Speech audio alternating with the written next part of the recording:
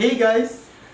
This time we're going to cook one of the most popular dish in China called beef chow mein. Here it goes!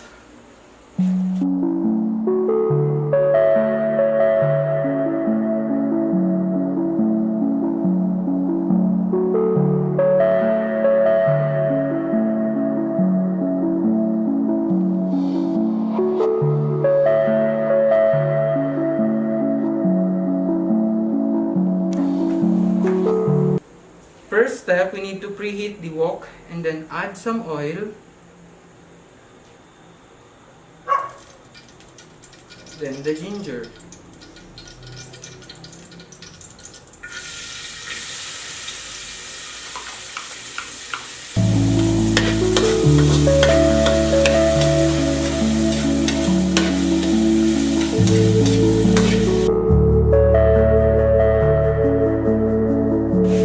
And when the ginger turns into golden brown, you can add the beef.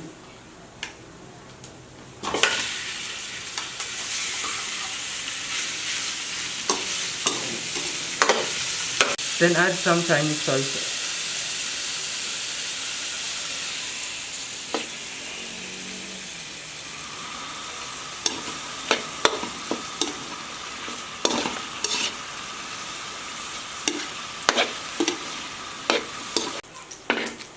And then fry the noodles.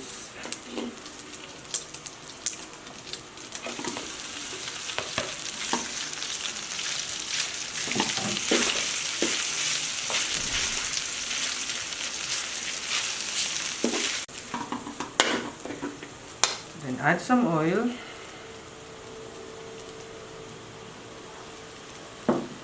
And the Chinese soy sauce.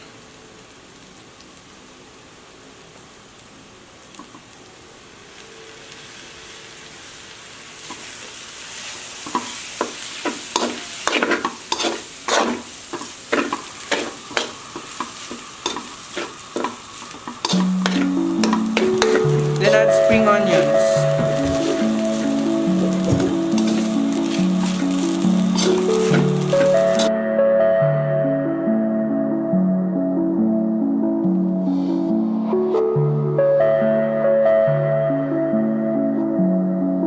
And finally, it's done! Try our chow mein.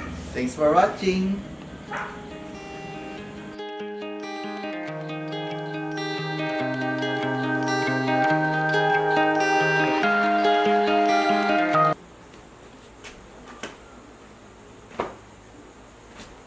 Ang galing Okay na. ng ilaw niya. Matatansya yung ano. Okay na. First, we need to preheat the wok and then put some oil. Oh, some oil nga eh. Ulit at. Lahat na. Ano ba?